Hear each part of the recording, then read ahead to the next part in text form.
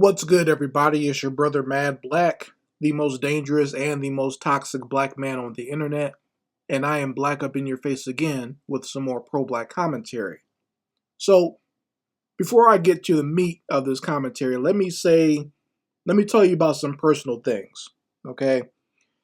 And just to give you kind of like a background on myself and my own experiences in situations like this, okay? So, I've lived in a lot of different places. I've lived and worked in a lot of different places all over this country. I've taken public transportation in most of them. Okay. So from I've taken public transportation in New Jersey, in Philly. When I went out west to work, I've taken public transportation in LA. I've taken the BART system in San Francisco. I've taken public transportation in San Diego when I went to a conference. When I lived in Atlanta, I took that public transportation, the MARTA. I took it everywhere. I've been to every station on the MARTA. I've been up, down, east, west on MARTA to literally to the ends of the line. And I've probably taken the MARTA buses damn near all over Atlanta. Okay. When I lived in South Florida, I took the Broward County Transit in Fort Lauderdale, and I've transferred over to the Miami Transit when I lived on South Beach. So, safe to say, I've been on public transportation in a lot of different places. And, when you ride public transportation, you see a lot of different things out there. You see and meet a lot of different people, and you interact with lots of different people. Okay. Even when I was a child, I've seen people who were homeless or mentally disturbed, or people who were just violent, or people who are just rude and ignorant, just all over. Like I said, I've lived and traveled in a lot of different states, and I've seen a lot of how people act on public transportation. Okay. And in all of my travels and in all of my public transportation taking, at no point did I ever think to myself that I had the right to choke someone to death. And, when I seen this latest incident and the verdict after it's brought up a lot of thoughts and memories of myself taking public transportation. And what I'm talking about is Daniel Penny, a white male who basically was found not guilty of choking a black male named Jordan Neely to death on the New York subway, right? And once again, like I said, I've been all over. I've seen crazy homeless people. Like when I used to take the MARTA, there was always someone coming on the MARTA asking for money, or I've seen people, singing and asking for money. I've seen people fight on public transportation, like two people getting into fights. I've seen people bring their pets on the public transportation, even though they're not supposed to. I've seen people bring dangerous animals on public transportation. I've seen people bring weapons on the public transportation. I've seen people with unruly children on public transportation. I've seen unruly teenagers on public transportation. In fact, I remember one time when I was taking MARTA, this was when I first moved to Atlanta, and I was going to the east side. I saw these two young males. They jumped another male on the MARTA. They knew him from somewhere, and when they saw him, it was basically on sight. So I've seen a lot on, taking the different public transportation. That, like I said, at no point did I ever think I had the right to choke someone unconscious or choke someone to death. Or let me rephrase it, because I guess I can't say that on social media. Um, I never thought I had the right to restrain someone until they died, because that's what Daniel Penny basically said that he did to Jordan Neely. He was just trying to restrain him, right? And he even went as far to say that, you know, when Jordan Neely was trying to escape from the chokehold, Daniel Penny applied enough force to keep him there. So he was just going along and exerting the amount of force that Jordan Neely was putting out. Daniel Penny just, he was restraining him a little bit harder, right? So ever since this incident happened, it's been extremely polarizing, obviously, in the New York area. But you've had a lot of people out there basically making excuses for Daniel Penny, and even now that he's been found not guilty, they've been very happy, and we've seen a lot of them on social media celebrating that Daniel Penny. They say he's a patriot. 'Cause I guess he's supposed to be former military, so they've said he's a patriot and he is a good guy, and people are demonizing him. And they've gone into Jordan Neely saying he was crazy and he was threatening to kill people. He's got a criminal record, all that good stuff, right? That's, an old tactic and a basic thing to say for any black person who's murdered. They always look into that person's criminal record, or, if someone's ever committed any type of crime before, whether it was violent or not, they'll make it seem like it's okay to execute them in this current situation. They did the same thing with George Floyd because he was a drug addict. So I guess it was okay for that cop to kneel on his neck and kill him. Um, Trayvon Martin put up his middle finger on social media, so that meant it was okay for George Zimmerman to shoot him to death. So it's like, when these things happen, they always try to dig up as much dirt as possible on the person who's the victim.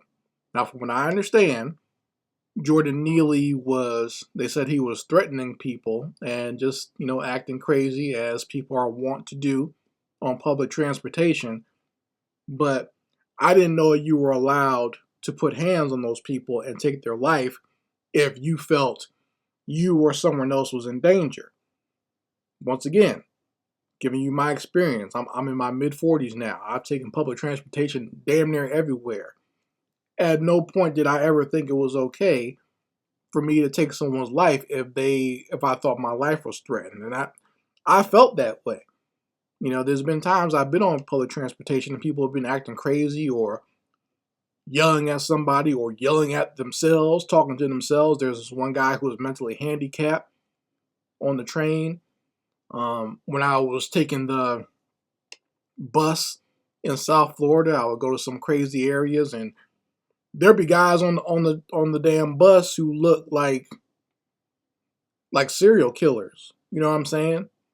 And I might have thought, based on some of the things these people said, that they might be dangerous, but it was not my choice to be the punisher or to pretend like I'm Charles Bronson to be judge, jury, and executioner for that person, right?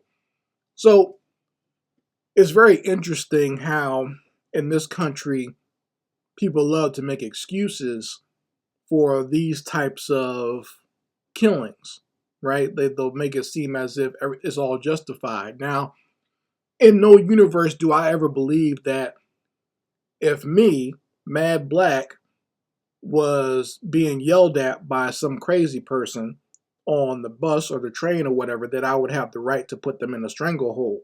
And I'm a big, strong guy. I do know how to apply moves like that because I've taken martial arts and I used to wrestle. So yeah, I know how to apply a good chokehold or arm hold or arm bar or whatever, and I could do some damage, right? But I've never been in that situation where I thought that would be okay, because I know that as big and strong as I am, just exerting any force on anybody, I could take their life very easily, right? So I know I've always had to show some restraint and not use my strength unless it was absolutely necessary. But I know if I did that and I killed somebody, my ass would be locked up right now. You would not hear me doing videos about things like this. But, As a white man, it seems to be the okay thing to do. Now here's the thing. Here's something that I want black people to be aware of, and black men especially. You have to understand that the reason that is getting such a big response from a lot of these bigots out there is because this is what they like to do. And what I mean by that is it's a fantasy for a lot of white males out there to get into a one-on-one violent scenario with a black male and fight them, beat them up, or kill them, especially if they take the life with their bare hands. It's one thing to shoot a black male and kill them, but if you can take on a black male in unarmed combat and kill them with your bare hands, they really get off on that. Okay, that's something that's very deep in the psyche of American culture, especially American culture, when between whites dealing with black people. It goes all the way back to colonial times and the plantation and everything. All right, that's a really big deal for them, and that you see it pop up over and over again over the years, where you'll have a white male who chokes or strangles a black man to death. All right, even going back as far as, like I said, the plantation, the lynchings of black males, situations like with Eric Gardner, where he was strangled to death on the street, or George Floyd, where someone kneeled on his neck and basically crushed his windpipe so he couldn't breathe. Right, they had him in a very terrible position. But there's been several things like that where you have a black man being choked to death by a white male, or I've seen videos and fights where white males go for that chokehold on the black male. And black males need to be very careful in that type of situation, because it doesn't really take that long for you to be choked unconscious, especially if someone has you in like a rear naked choke, because they can exert all their force onto your throat or in your windpipe and cut off oxygen to your brain. You see this on display in that film. What's it called? Get Out. Like, if anyone remembers that movie, Get Out. In fact, the character Daniel Penny, he looks like that the brother from that movie, doesn't he? Daniel Penny looks like the white boy who was the brother of the main female character in that movie. And you notice every time he got into a confrontation with the main character, Chris, he wanted to put him in a chokehold, right? And that was like his move du jour. And at the beginning of the movie, he put Lakeith Stanfield's character in a chokehold and choked him out and kidnapped him. And later on in the movie, he wanted to put Chris in the chokehold and choke him unconscious, right? But Chris managed to escape. So this is a thing with them, right? And even like you heard his character talking about, do you think you could, fight me or whatever and stuff, when he was talking to him at the dinner table.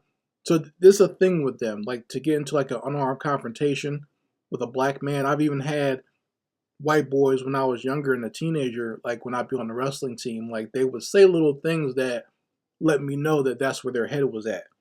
And I guess if they felt they ever got the best of me, that's something that they remembered, because they see me as like this big strong adversary. For them, it's like a almost like a rites of passage if they can beat a black man, right? And so that's part of their psyche and their mentality. So this is why I always tell black men they need to be on guard when they're around some white guys sometimes, because that type of stuff can happen. They can even be acting like they're playing around and want to put you in a chokehold, and then they won't let go, and your ass is grass. So don't let them even play around like that.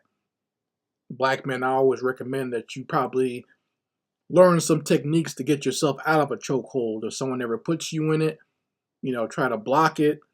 The best defense against this is not to get in that way, get put in the chokehold in the first place. But, also you might want to start in the choke position and figure out some escapes to get out of that. All right, there's plenty of martial arts techniques that are very simple that you can learn to get out of being choked to death. Okay, so I mean that's that's really all I wanted to talk about today as far as the subject goes. I'm not surprised by the verdict. I'm not mad, and I'm not someone who's going to come out here and encourage black people to get out there and riot. Don't do anything like that. The only thing I'm going to say about this situation is it sets a it sets a very deadly precedent in that regard, right? Because the fact that you can find someone who is mentally handicapped or someone who is maybe even high on drugs or something like that, and if they're acting out on public transportation, apparently you have the right to restrain them, quote unquote, right? You have the right, whether you're a cop, a citizen, or whatever, you have the right to restrain them. And I'm putting that word restrain in quotes because that's what Daniel Penny said he was doing, right? He's just restraining Jordan Neely. So apparently you have the right to do that based on what the New York law office says and the jury that decided that Daniel Penny could go free. So that means if I'm on any public transportation and there's someone out there who, I don't know, maybe they're high on their opioids or on their methamphetamines and they're acting crazy on the train or on the bus, that I have the right to restrain them. Or if there's an able-bodied black man there, they have the right to restrain that person, right?